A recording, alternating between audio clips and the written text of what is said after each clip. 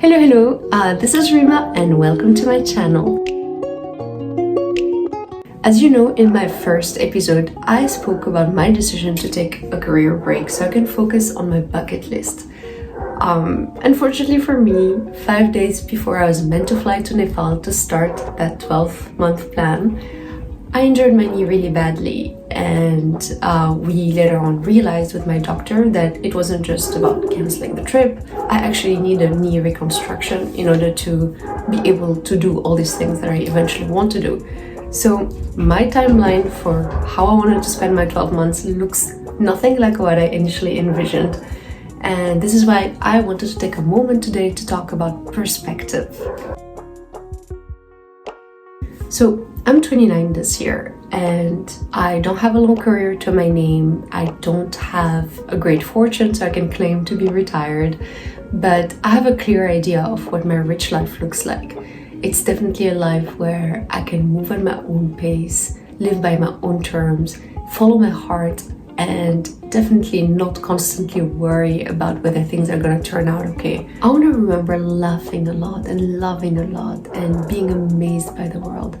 I want to remember that feeling of being inspired by people that I meet and the fulfillment that comes with doing work that I'm proud of. I want my life to have depth and color, and for me to be able to look back at all of it and just be glad that I lived it fully. So when I shared that I am quitting my job, leaving a great company, exiting a beautiful country like Singapore, I think it's not obvious to people that I'm doing this despite being a very anxious person. It's really not been easy being in my head. I'm someone whose brain is constantly on overdrive. I'm constantly thinking of a million scenarios, things that can go wrong, problems are not even problems yet, and it's exhausting being in a head like this. My boyfriend, he got me this shirt to remind me that it's gonna be okay no matter what, and I think this is so true and something that I try to remind myself. Like in life, there are setbacks, there are things that don't go the way we want them, but in general, we should be trusting that life is gonna be pretty alright. And I know for me that remembering this helps me build better memories, because I don't want to look back in 50 years from now and only remember stressing out about the chase, stressing about achieving my financial goals, progressing in my career, or whether I'm living the perfect life that I dreamt of. I think that all of these thoughts take away from the quality of our life, and it's something that I want to work on managing. When I came up with a 12-month plan, something immediately clicked. It felt right to the core. I felt like I was being true to myself, and every day I was waking up and I was getting more certain and certain that I was on the right path.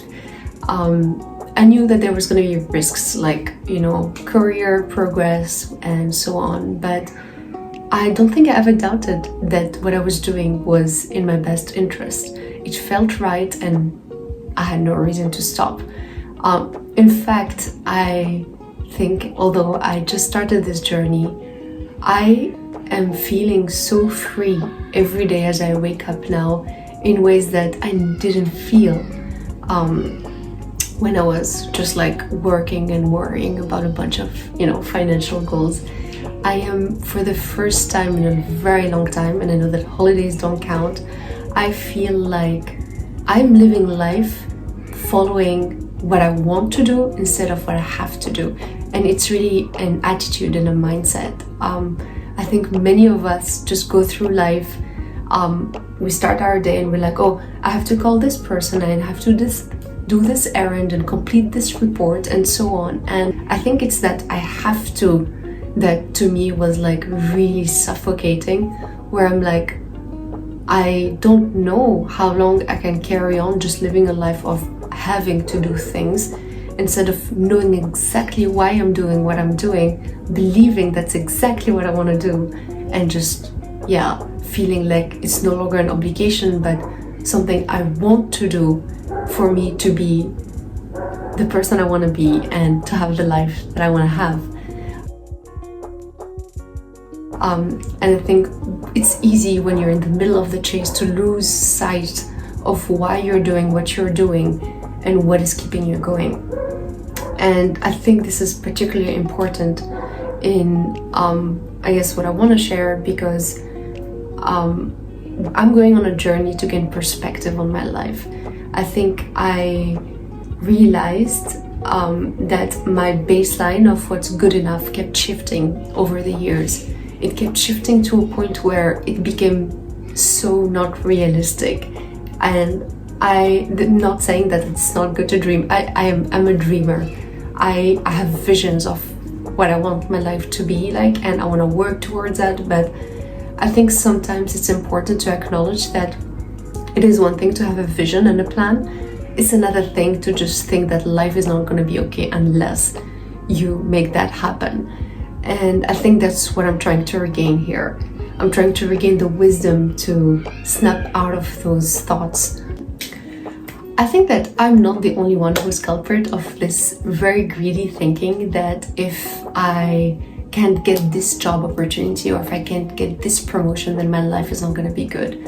We sometimes assign a lot of value to single events without remembering that our life overall is really good, without remembering that overall our life is better than our parents' lives and at their time, and likely to also continue getting better because we work hard and there are opportunities out there for us. For me to snap out of these moments, I sometimes try to rely on my past to gain perspective. I look back at my time growing up in Tunisia when I was like, a teenager, and I thought that 500 USD was the ideal salary to aspire to monthly. At that time, I was not exposed to so much wealth in the world. I grew up pretty comfortable, middle-class family. We lived paycheck to paycheck very comfortably. Our needs were always met. We sometimes even had more than our needs. And I had such a good, happy childhood. I had a great upbringing in Tunisia, a life that I would not trade for anything.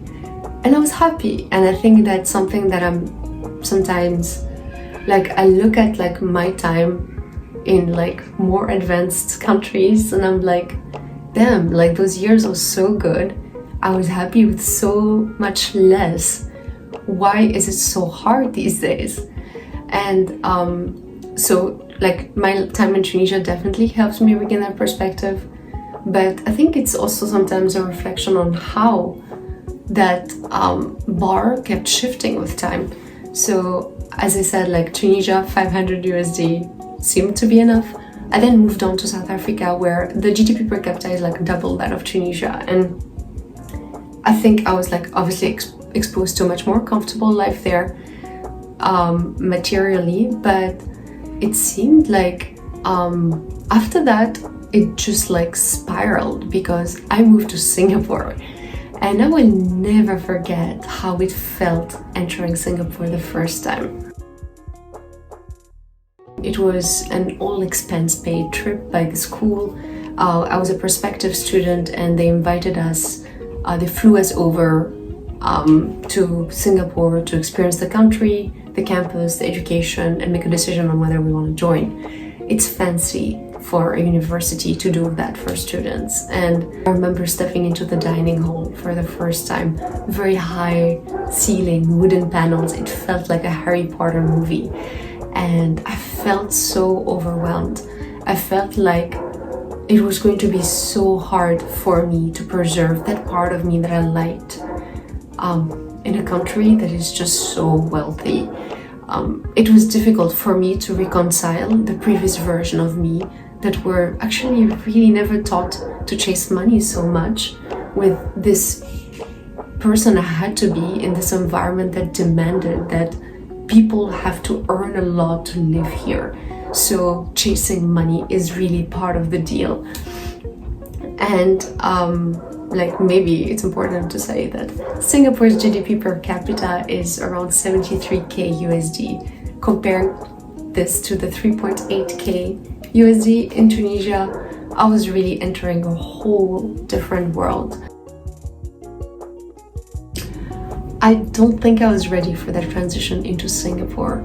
And although I ended up living there for 8 years, they were 8 comfortable years with great opportunities, but I know that eventually, especially when I joined the job market, started losing sight of how good that life was. I was suddenly just like revising my idea of what's good enough every year, expecting my salary to keep increasing, expecting things to go up fast, constantly, without realizing that I was probably living one of my wildest childhood dreams. Like the Rima that grew up in Tunisia didn't even think it was possible for me to have this life at that point in my life, to be able to travel so much, to be able to afford so much. And I think that was something that I had to pause and acknowledge and celebrate. I think it's very important to take a moment to acknowledge that if we are working so hard and we're reaching our goals, then even if we don't reach some of them, our life is so much better than what it was 10 years ago. There is a lot for us to be grateful for, yet we don't act like it. We forget what we have and we forget to celebrate it because we are constantly creating this unwarranted pressure on ourselves to accomplish more. And there's absolutely nothing wrong with wanting to grow and evolve and be better, and to just like have more money, have more wealth, have more safety in general. But I think for me, my pivotal moment was when I realized that I was making myself miserable by staying on the path that I was staying on, because I think that I was starting to confuse my aspirations with society's aspirations. I think I let the noise around me dictate how I was moving forward with my life. And maybe it's because I wasn't really trained to, I guess, like filter out like the financial pressures and just stand my ground as I try to figure out what I want to do. But I think that I had to do something drastic, such as completely remove myself from that environment in order for me to move forward in the direction that I'm meant to move forward. And to be really fair, in a country where the standards of living are really high and the cost of living is very high, like in Singapore, a 3-bedroom apartment can easily cost a few $1,000,000. And obviously, when life is that expensive, things like passion and interest need to take the backseat sometimes for you to be able to first pay your bills and meet your basic needs. So it's so understandable for life to take you in that path that is not necessarily the most fulfilling path. And I think maybe it's another chapter to blame, how the world is set up and all. I think there are pros and cons to living in different environments, and it's on us to figure out which one suits us best. But for me, I knew that I had to just step out, at least temporarily, to solidify who I was at my core and where I wanted to go before I'm ready again to get back into the chase with a better mindset. If it wasn't for my humble upbringing in Tunisia and my inspiring experience in South Africa, I think that I would have easily just stayed in Singapore right on the path that I was on, because that path was good, it was comfortable, it was really, I don't think I had anything that was worth complaining about. I think it was just that I knew something was missing.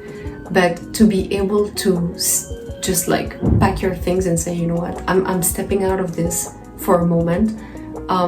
I think I needed to have that perspective that I gained from my childhood, which is that, you know what, it doesn't take much to be happy and to be okay. As long as your basic needs are met, I think that it should be clear to everyone that things like your bank balance or titles, promotions are never going to be the defining factors of how good you feel in your life. as I walk away from my life in Singapore, I think it's very important for me to keep reminding myself to regain this perspective that my life is gonna be okay and that it's gonna be as good as I choose to look at it. Because depending on that, I can either feel like I can conquer a mountain or feel like I can't get out of bed. And it's really on me to choose how to frame my own situation and move forward from it.